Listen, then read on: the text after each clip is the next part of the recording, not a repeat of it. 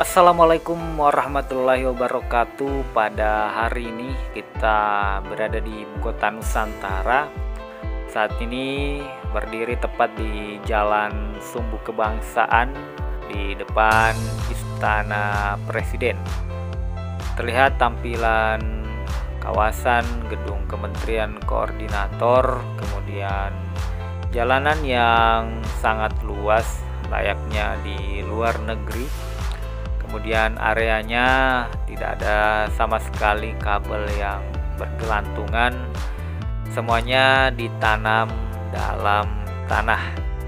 Kemudian keindahan Istana Garuda yang sangat bagus, dan ini merupakan salah satu magnet pariwisata baru bagi para pengunjung, karena ini bangunan mega proyek ya, yang sudah banyak yang diresmikan oleh Pak Jokowi sebelumnya, dan terdengar suara-suara pembangunan masih terus berjalan.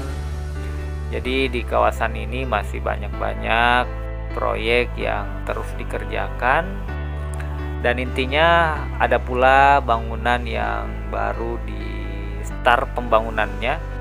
Kalau kita ambil contoh seperti gedung Istana Presiden, ini baru digarapkan.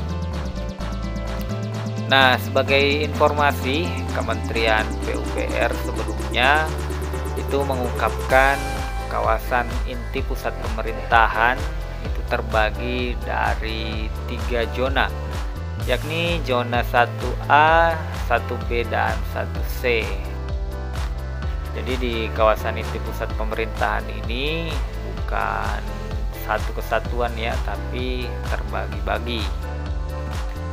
Di kawasan inti pusat pemerintahan, di mana distribusi rencana untuk kawasan KIPP itu zona 1A, terdiri dari kawasan inti pemerintahan yang terdapat seperti Istana Negara, Istana Garuda, dan kementerian-kementerian dan juga lembaga-lembaga, perumahan ASN, Polri, dan TNI. Itu masuk zona 1A. Sedangkan zona 1B itu pemerintahan bagi edukasi, di mana terdapat universitas berstandar internasional dan juga pusat olahraga. Kemudian untuk zona 1C merupakan pusat pemerintahan di bidang kesehatan, di mana terdapat rumah sakit, baik rumah sakit pemerintah, rumah sakit internasional, maupun perumahan. Nah, berdasarkan lampiran Undang-Undang Nomor 3 Tahun 2022 tentang Rencana Induk IKN, perencanaan IKN terbagi atas 3 wilayah perencanaan, yakni kawasan pengembangan IKN atau KPIKN dengan luas wilayah kurang lebih 199.962 hektar, kawasan IKN atau KIKN dengan luas wilayah kurang lebih 56.000 hektar, dan kawasan inti pusat pemerintahan yang merupakan bagian dari KIKN dengan luas wilayah kurang lebih 6.671 hektar. IKN ke depan akan menjadi mesin penggerak perekonomian bagi Kalimantan dan menjadi pemicu penguatan rantai nilai domestik di seluruh kawasan timur Indonesia. Pembangunan IKN menempatkan Indonesia dalam posisi yang lebih strategis dalam jalur perdagangan dunia, aliran investasi, dan inovasi teknologi.